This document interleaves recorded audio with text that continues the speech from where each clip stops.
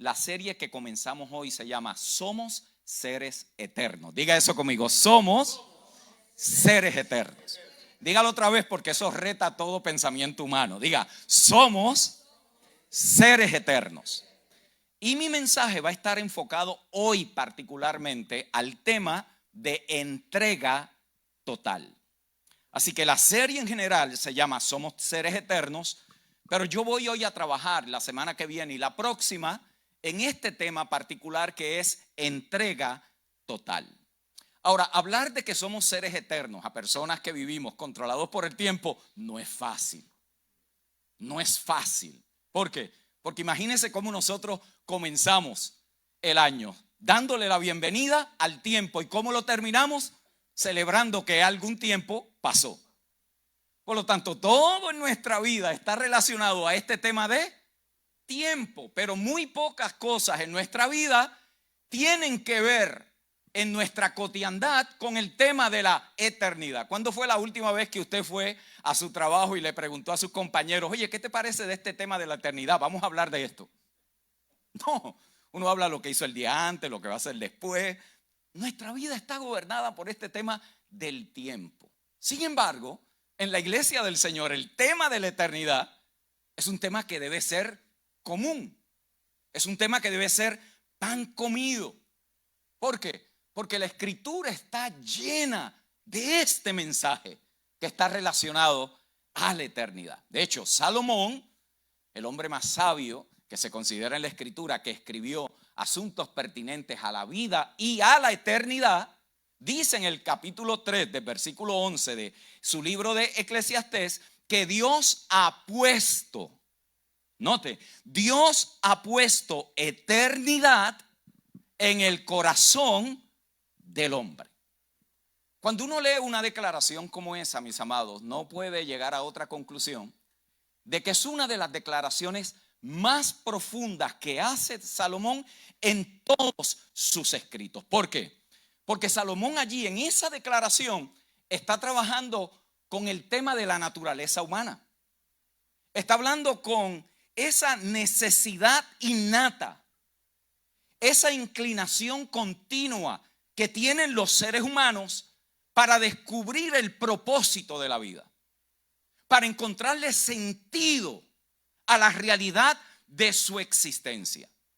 Y de una manera magistral, Salomón resume en una sola declaración todo lo que él escribe en los Proverbios, todo lo que escribe en el libro de Eclesiastés, todo lo que escribe en el libro Cantar de Cantares, y es queriéndonos enseñar que el propósito de la vida va mucho más allá del tema de lo temporal y lo pasajero, y solamente se encuentra cuando entendemos las cosas eternas. Por eso es que en el libro de Eclesiastés particularmente él reflexiona mucho acerca de la vanidad de las cosas terrenales.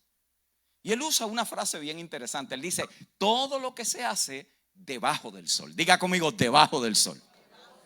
Ese es un vocabulario muy rico.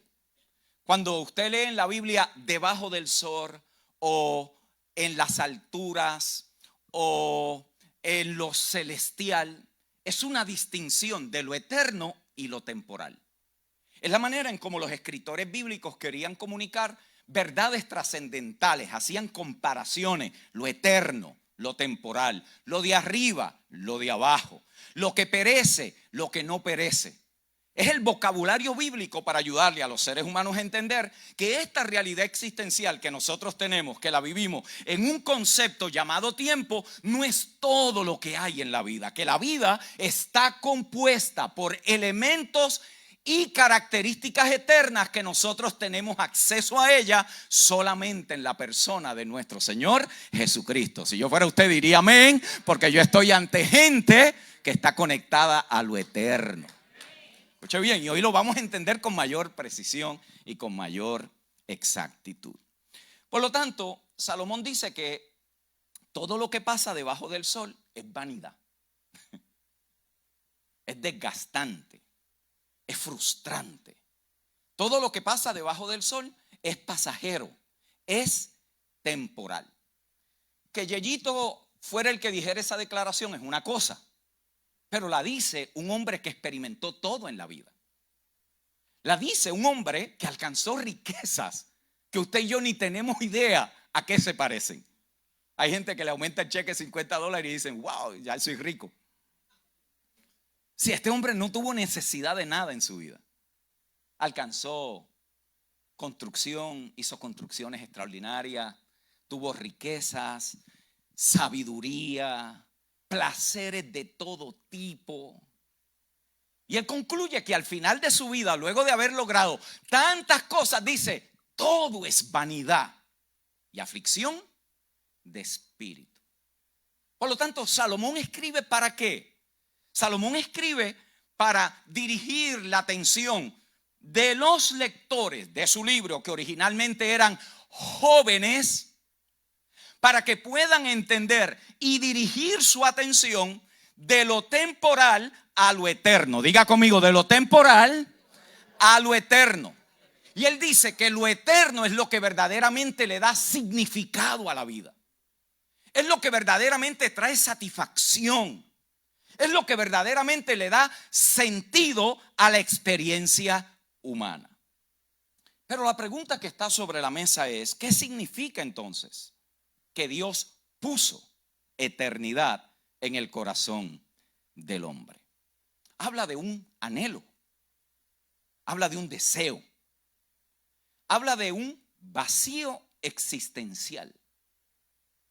Habla de que en el corazón de todo ser humano hay una necesidad innata, inherente, que tiene que ser satisfecha, que debe de ser llena, que no hay forma en lo temporal de llenarla, que no existe nada debajo del sol que la pueda llenar. Solamente Dios puede llenar el vacío que hay en el corazón de todo ser humano. Note bien, solamente Dios. ¿Y cómo el ser humano trata de llenar ese vacío? Bueno, lo trata de llenar a través de éxitos, a través de logros personales. Salomón mismo lo dice: consideré todas las obras que habían hecho mis manos y todo era vanidad y aflicción de espíritu. Eclesiastés 2:11. ¿Cómo lo trata de llenar el hombre no regenerado ese vacío existencial? A través de riquezas y posesiones materiales. Jesús lo dijo: la vida del hombre no consiste en la abundancia de los bienes que posee. Lucas 12:15. Pero cómo también la trata de llenar el hombre a través de placeres y entretenimiento. Salomón también consideró esta idea y dice: no negué a mis ojos ningún deseo. En otras palabras, hice lo que me dio la gana cuando me dio la gana, porque tenía los recursos para hacer lo que me viniera en gana. Dice: no negué, hice lo que quise. ¿Y qué dice él? Pero también eso era vanidad. Note bien, cómo también los seres humanos tratan de llenar ese vacío a través de relaciones humanas.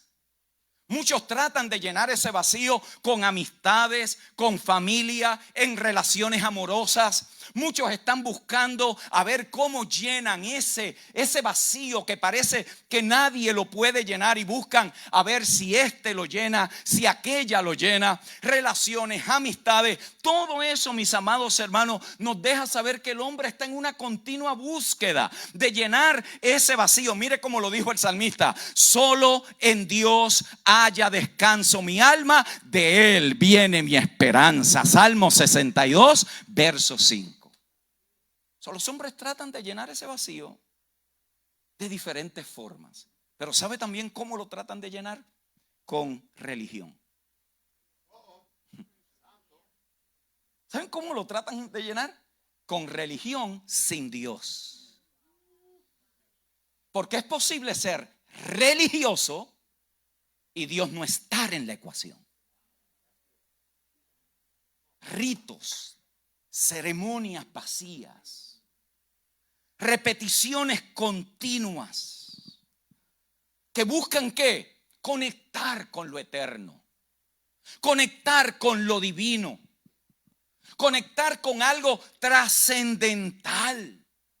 Jesús confronta esta realidad en el capítulo 15, verso 8 del libro de Mateo. Dice: este pueblo me honra con los labios, pero su corazón está lejos de mí. Por lo tanto, los hombres buscan llenar ese sentido de eternidad a través de riquezas, posesiones, relaciones, amistades, logros, triunfos, pero también relación. Pero Salomón dice algo que es interesante. Y él dice que aunque Dios ha puesto ese sentido de eternidad en el corazón, dice, el hombre no alcanza a entenderlo. Qué tremendo, ¿no? El hombre no alcanza a entenderlo. Pero ¿quién es el hombre que no alcanza a entender ese sentido? El hombre que no ha nacido de nuevo. Y cuando hablo de hombre no estoy hablando de sexo, estoy hablando del ser humano en su totalidad, el varón y la hembra. Aquellos que todavía no han nacido de nuevo, que la Biblia le llama el hombre natural, el no regenerado, no puede comprender los planes eternos de Dios ni cómo esto se relaciona a su día a día, a su cotidiandad, a su vida continua en el planeta. ¿Por qué? Porque todos los seres humanos estamos atrapados en el tiempo. Todos. Todas nuestras conversaciones están relacionadas al tiempo. Hablamos de lo que habíamos hecho en el pasado. ¿Con qué tiene que ver eso? Con el tiempo. Hablamos de lo que estamos haciendo hoy. ¿Con qué tiene que ver eso? Con el tiempo. Hablamos de lo que queremos hacer en el 2025. ¿Con qué tiene que ver eso? Con el tiempo. Todo en nuestra vida está relacionado a este concepto de tiempo. Y dice que el hombre, aunque Dios ha puesto ese sentido de eternidad, dice no lo puede llegar a entender. Para el ser humano en su estado natural, mis amados, es muy complicado y difícil ver la totalidad del plan de Dios en los asuntos de su vida. ¿Y qué produce eso? Frustración. ¿Qué produce eso? Confusión. Si yo le sirvo a Dios, ¿por qué me pasan estas cosas? Si Dios es tan bueno, ¿por qué pasan estas situaciones? Son preguntas lógicas, ¿o no? Son preguntas que yo me hago. Son preguntas que todos en algún momento tenemos que confrontarnos con ellas. ¿Por qué suceden tantas cosas en esta realidad humana y en el tiempo?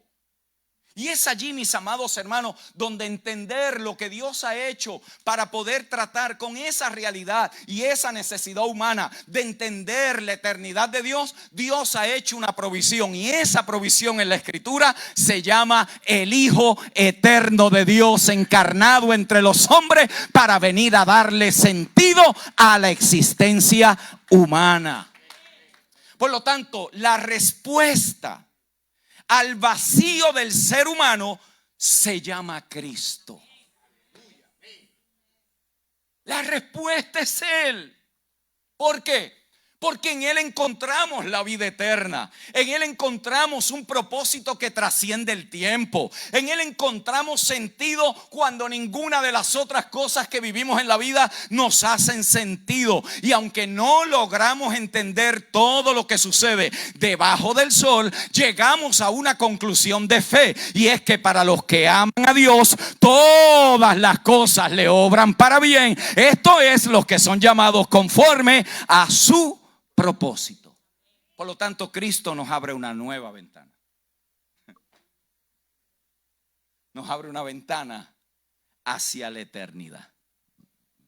Nos abre una ventana para ver el cuadro más completo, para poder entender que lo que Dios hace es hermoso en su tiempo, que su obra es perfecta.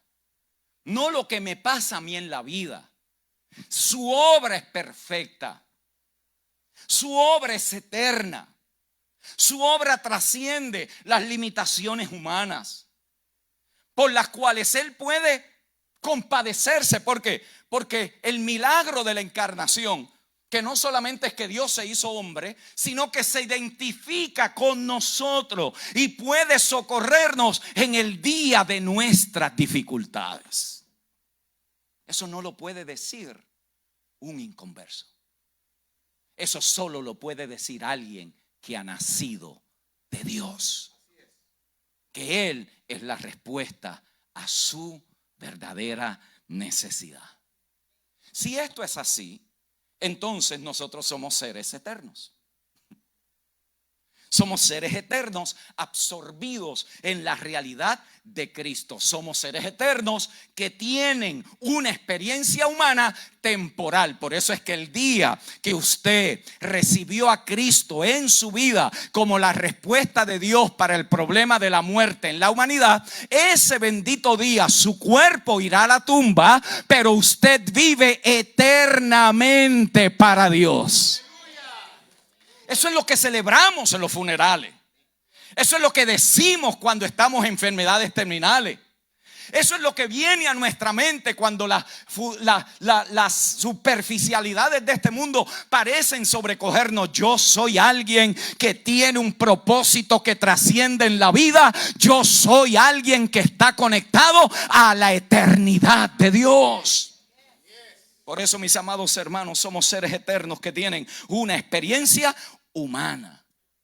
Y como seres eternos vivimos en esta ciudad. Como seres eternos vivimos en este momento que se llama el 2025. Como seres eternos vivimos entre tantas personas. Como seres eternos tenemos un propósito eterno. Como seres eternos tenemos algo que va mucho más allá del momento. Por lo tanto, nuestras vidas son importantes. Nuestro trabajo es sagrado. Nuestro tesoro le pertenece a Dios. Nuestra recompensa está guardada en los cielos. Nuestro fruto es duradero. Nuestra confianza está en Cristo. Nuestro futuro es maravillosa y nuestra esperanza está en la resurrección de entre los muertos, y nuestro impacto, lo que hacemos ahora, tiene trascendencia eterna. ¡Wow! Esto es mejor que la logia y que el club. Eso no lo puede decir todo el mundo. Eso no lo puede decir la casa de asociación de los boricuas. Solo puede decir gente que ha nacido de nuevo. Solo puede decir gente que dice: es cierto, yo estoy pasando las de Caín, pero ¿sabes qué? Esto también es temporal. Lo que no es temporal es lo que yo he recibido, lo que yo tengo, lo que a mí me han dado, lo que yo he recibido en Cristo el Señor. Habrá alguno aquí que dice: Padre, gracias, porque estoy comenzando el 2025 no con las cosas temporales, sino con las cosas eternas. Las cosas eternas. ¿Cómo Jesús confrontó a los seres humanos en su temporalidad? Porque es un ser eterno que se marca en el tiempo para confrontar realidades humanas que a nosotros nos hace bien entender. Y hay dos versos en la Escritura que nos ayudan a eso, y quiero invitarles a que me acompañen. Mateo capítulo 6, verso 19 al 21, y luego Mateo capítulo 19, verso 16 al 22. Note cómo dice allí, Mateo: no os hagáis tesoros en la tierra, donde la polilla y el orín corrompen, y donde ladrones minan y hurtan, sino haceos tesoros en el cielo, donde ni la polilla ni el orín corrompen, y donde ladrones no minan ni hurtan, porque donde esté vuestro tesoro, allí también estará vuestro corazón. Mateo capítulo 19, verso 16 al 22 es la aplicación de este texto a una experiencia humana. Note cómo dice: entonces vino uno y le dijo: Maestro bueno, ¿qué bien haré para tener la vida eterna? Él le dijo: ¿por qué me llamas bueno? Ninguno hay bueno sino uno, Dios. Mas si quieres entrar en la vida, guarda los mandamientos. Le dijo: ¿cuáles? Y Jesús le dijo: no matarás, no adulterarás, no hurtarás, no dirás falso testimonio, honra a tu padre y a tu madre y amarás a tu prójimo como a ti mismo. El joven le dijo: todo esto lo he guardado desde mi juventud. Y aquí es donde viene el reto al corazón. ¿Qué más me falta? Jesús le dice: si quieres ser perfecto, anda.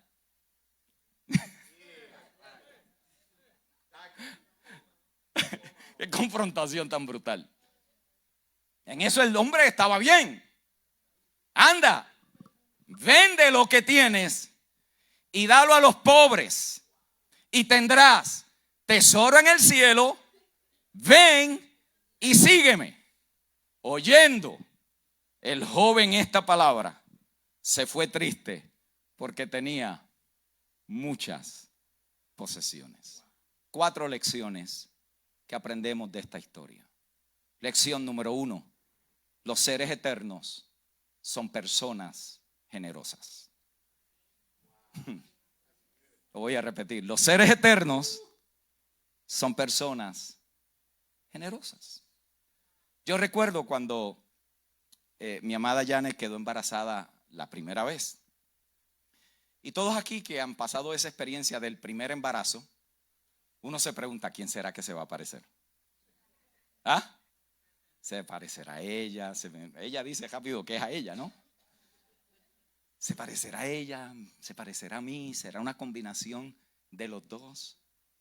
¿Por qué? Porque en la realidad natural humana, ese bebé o esa bebé que va a nacer de ahí se tiene que parecer a uno de los dos. Así pasa en el mundo espiritual. De quien usted ha nacido,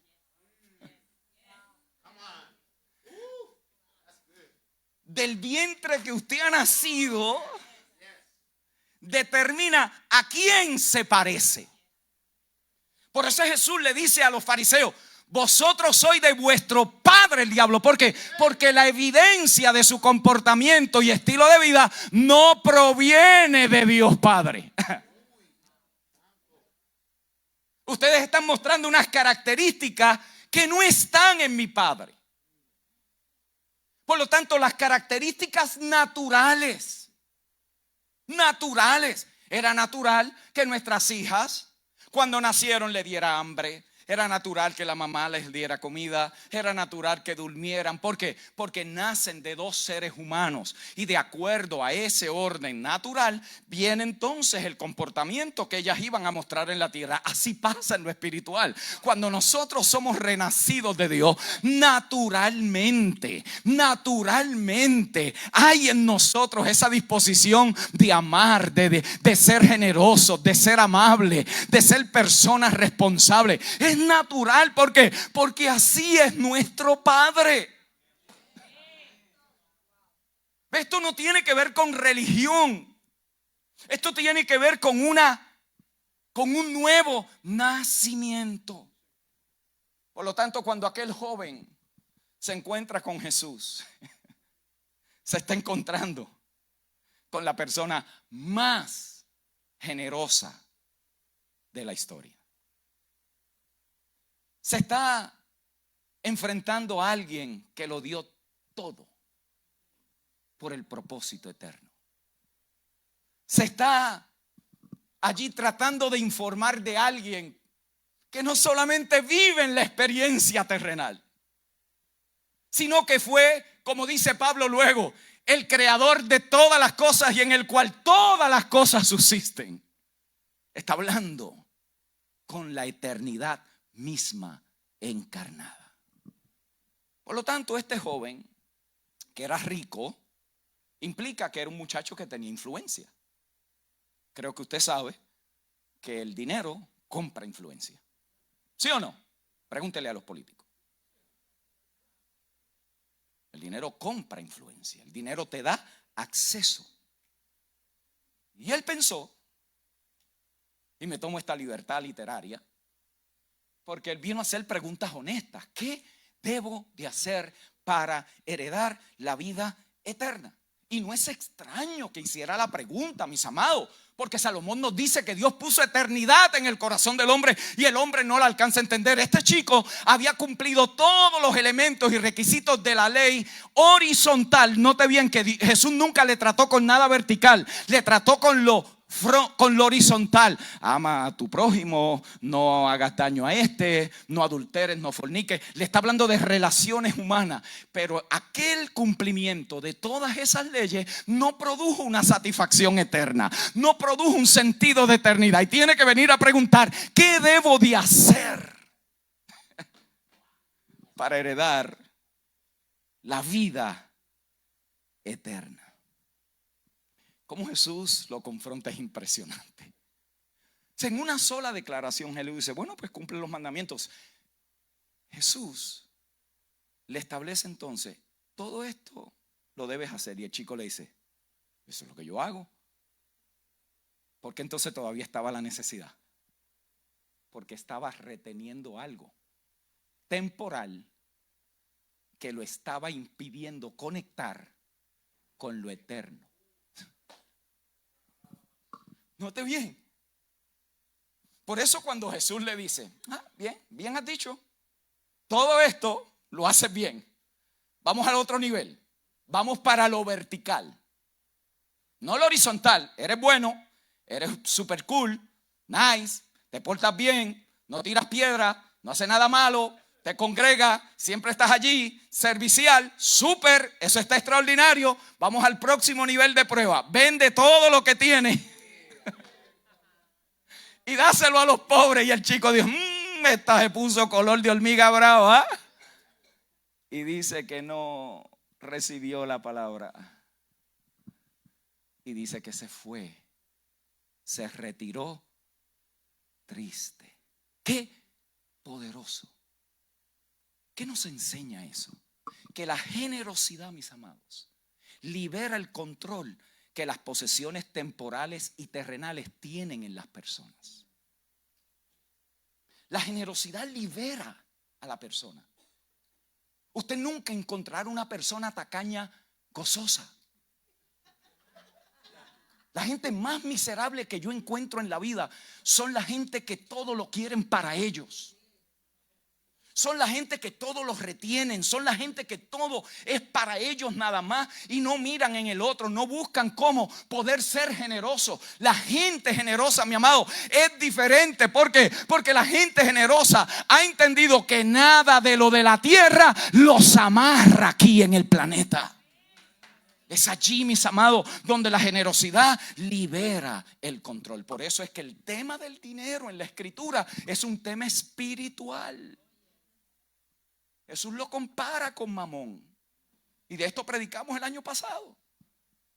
Compara cómo se ha convertido en un Dios. Por lo tanto, la primera lección es que los seres eternos son personas generosas. Pero las personas generosas nos llevan a la segunda lección. Son personas entregadas. Son personas entregadas. ¿Por qué? Porque nuestra capacidad de ser generosos se alimenta de la comprensión de que lo que somos no es nuestro. Lo que tenemos no es nuestro. Somos administradores. Somos administradores de lo que el Señor nos ha entregado. Por eso Jesús no confronta la riqueza del chico. Jesús no confronta el que él había hecho fortuna. Jesús confronta ¿qué? Su corazón. ¿Cuánto estaba dispuesto él para entregarlo todo? Porque Jesús no estaba buscando su dinero.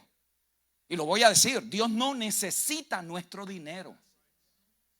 Ese tema de que Dios, porque Dios necesita su dinero, eso no es un tema bíblico.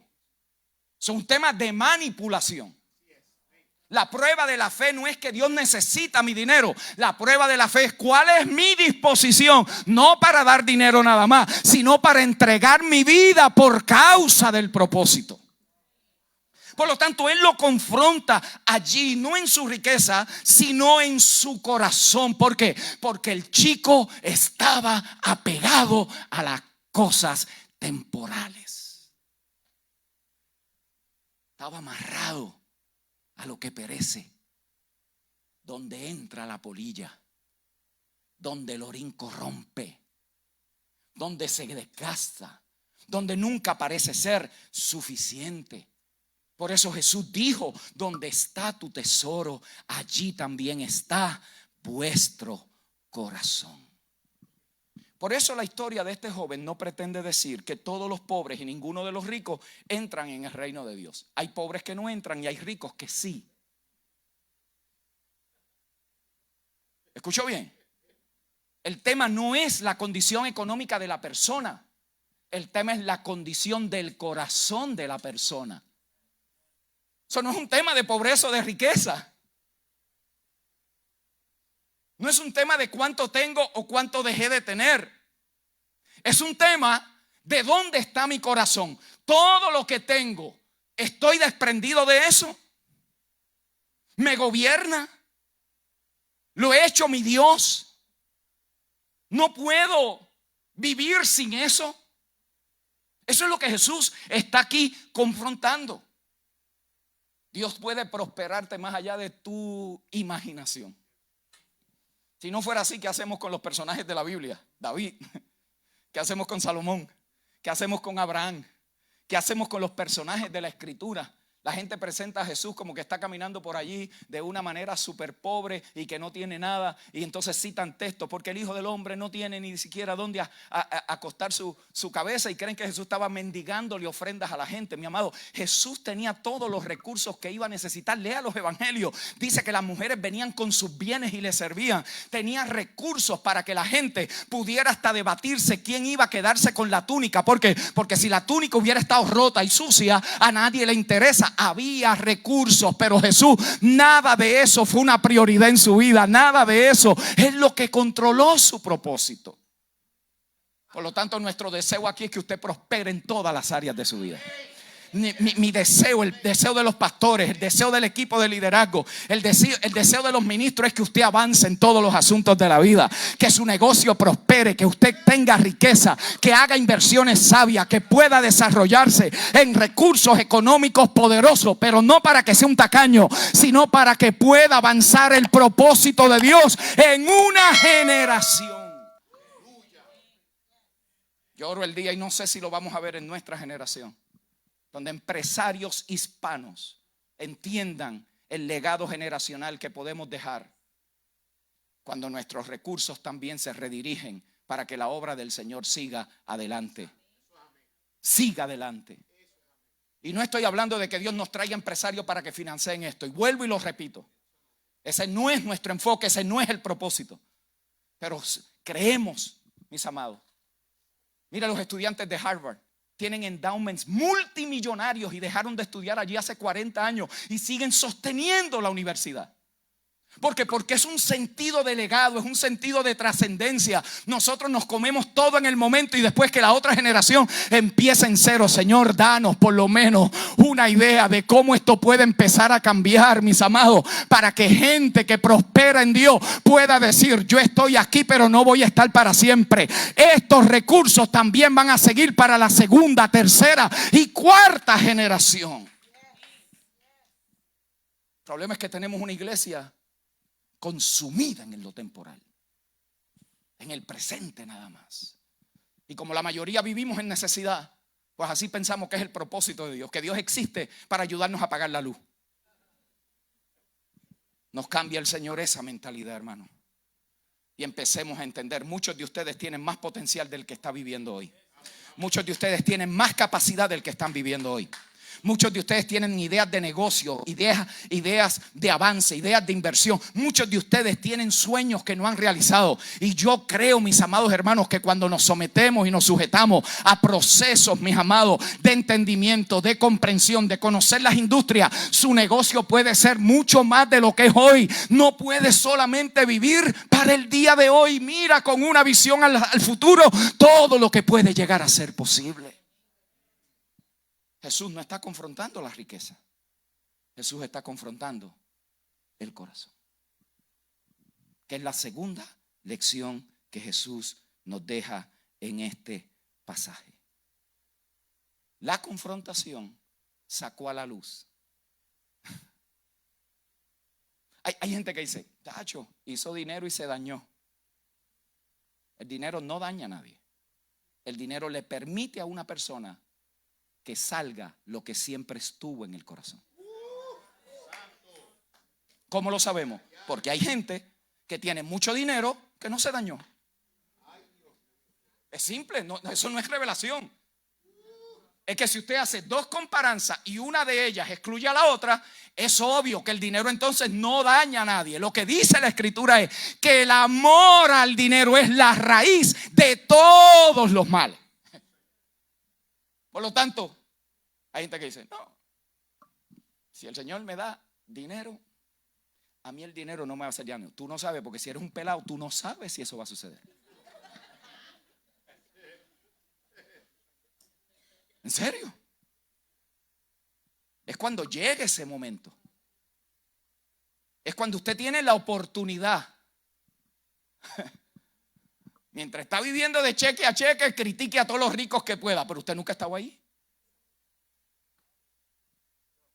Por eso es que esto es tan poderoso. Jesús lo que está revelando es la voluntad del corazón. Y la voluntad del corazón de este chico no estaba para entregarlo todo. Él retuvo una gran parte. Por eso, mis amados, hay muchas cosas en este mundo que impiden que la gente pueda entregarse plenamente al Señor. No solamente la riqueza, hay muchas cosas en este mundo. Bienes, posesiones, relaciones, profesión, vocación, sus sueños, sus deseos, sus orgullos, sus caprichos. Muchas de esas cosas, mis amados, Jesús las está confrontando aquí. ¿Por qué? Porque la generosidad no solo libera el dominio de las posesiones terrenales, sino que nos recuerda que lo que tenemos son bendiciones y regalos de Dios. Que no se nos olvide cuando el Señor nos prospere, que de Él provienen todas las cosas. Que no se nos olvide cuando de un año al otro tu salario cambió. Que no se nos olvide que en la prosperidad de tu negocio, de tu empresa, de tus relaciones, es un regalo de Dios. Es la bondad de Dios manifestada. Somos dueños de nada y administradores de todo. Mire cómo lo dice Primera de Crónicas 29, 10 al 11. Asimismo se alegró mucho el rey David y bendijo a Jehová delante de toda la congregación. Y dijo David: bendito seas tú, oh Jehová, Dios de Israel nuestro Padre, desde el siglo y hasta el siglo. Tuya es, oh Jehová, la magnificencia y el poder, la gloria, la victoria y el honor, porque todas las cosas que están en los cielos y en la tierra son tuyas. Tuyo, Jehová, es el reino y tú serás excelso sobre todos. Qué irónico que el chico se acerca a Jesús diciéndole: maestro. Y no quiso cumplir con un fundamento esencial de los que llamaban maestro a un rabino, y era ser su discípulo. No quiso. O sea, una cosa es: maestro, quiero que me des una lección. Y cuando el maestro te da la lección, tú dices: no. Esa lección, no. La primera sí, yo la cumplí a 100, pero la otra no. ¿Por qué? Porque hay gente que quiere respuestas de Dios sin vivir entregado a Dios. Hay gente que Dios quiere que les resuelva su problema, pero ellos no entregan su vida al Señor. Hay gente que Dios que quieren que el Señor le ayude en la finanza, le ayude con la familia, le sane el matrimonio, le salve a los hijos, pero su vida en Dios es una vida mediocre, liviana, superficial. Este chico revela que él no estaba dispuesto a ser un discípulo. Porque así es un guame. ¿Qué hago sin compromiso? ¿Qué hago? Por eso la segunda lección de esta historia es que la generosidad requiere que entrega total. Total. En la Biblia, el proceso de entregarlo todo, cuando digo todo, habla nuestra vida, se llama ser un discípulo. Por eso hacemos énfasis acá. Y qué bueno que el pastor volvió a hacer ese énfasis de la importancia de prepararnos, de estudiar, de venir. En esta iglesia no podemos hacer a nadie un discípulo. O sea, no es nuestra función. Mi función no es hacerle a ninguno de ustedes un discípulo. Nuestra función como equipo es que presentar las oportunidades para que usted quiera ser un discípulo. O sea, si usted viene o no viene, a mí no me afecta. Yo no me voy para casa triste. Hay unos pastores que dicen, no, es que vamos a hacer porque la gente no va. No. Si llegó uno, lo vamos a hacer con pasión, entrega, porque un discípulo transformado es más poderoso que 100 gente sin compromiso. Entienda eso, eso fue lo que Jesús nos mostró. Nosotros ¿qué hacemos? Creamos oportunidades, creamos espacio. De hecho, estamos incorporando, el pastor le dirá al final, un cambio para poderle facilitar a usted. Nuestra tarea aquí es facilitarle. Más fácil no la podemos hacer. Si una cosa es ser miembro de una congregación y otra cosa es ser un discípulo de Cristo. Los discípulos lo entregan todo. Mira al que está a tu lado y dile, los discípulos lo entregan todo. Por eso es que la lección que hay que aprender aquí es que la generosidad es relacional, no transaccional.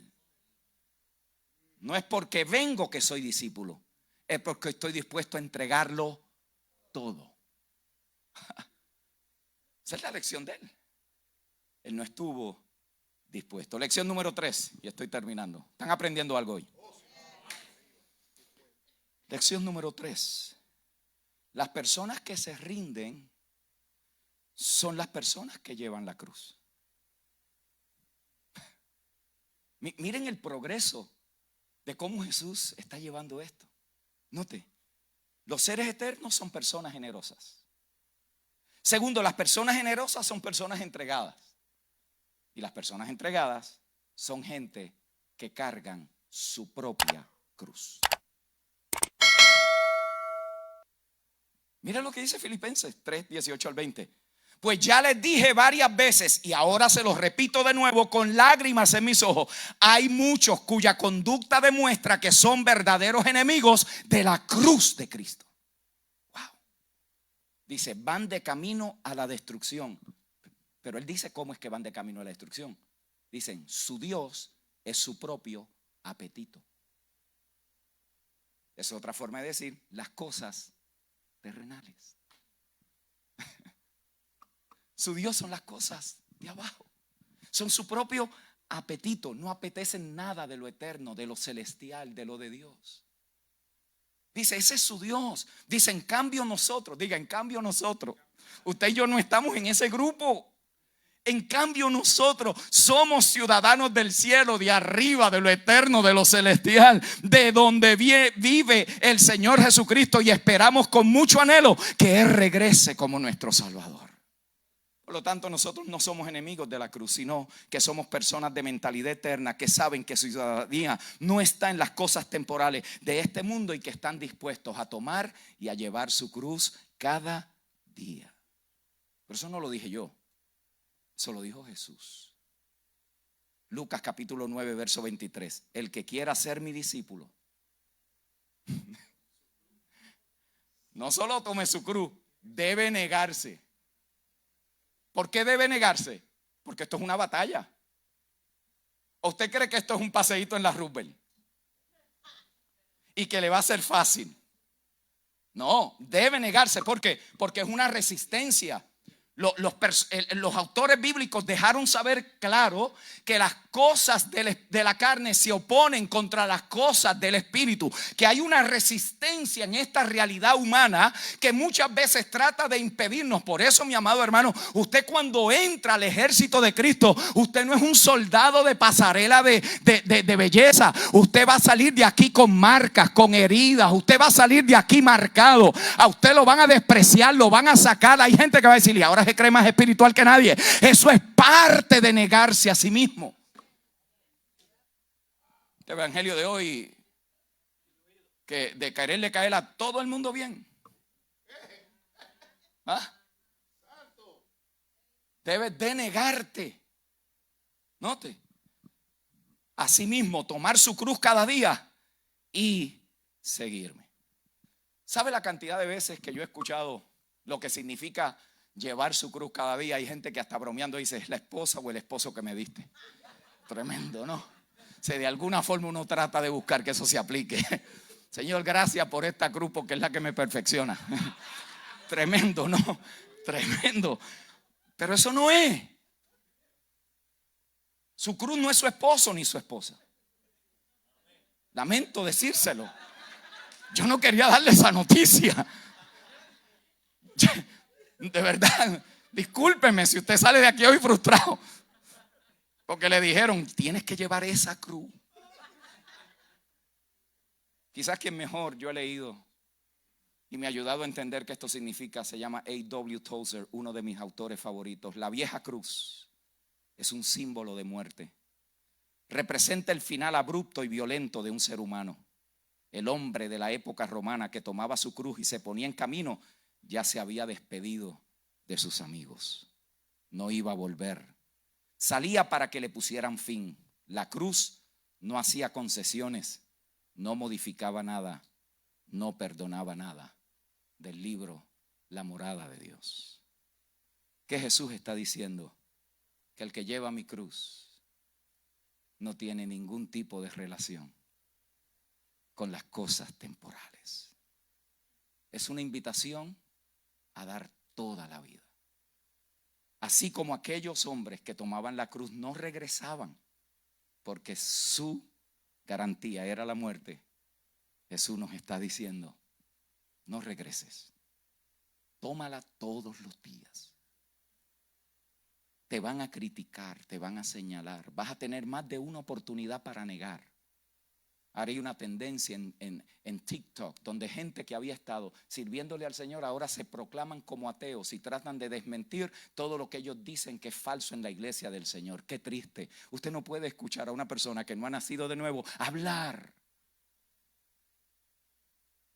Y eso lo están escuchando nuestros jóvenes. Eso nos están escuchando nuestros hijos. Que en esas transiciones de vida pueden estar confundidos y llegarle a su mente, tú ves que esto es una falsedad. Pero cuando usted ha disfrutado algo de Dios, no la religiosidad vana, hueca, vacía, que deja un sentido de frustración y de confusión, sino cuando usted sabe de que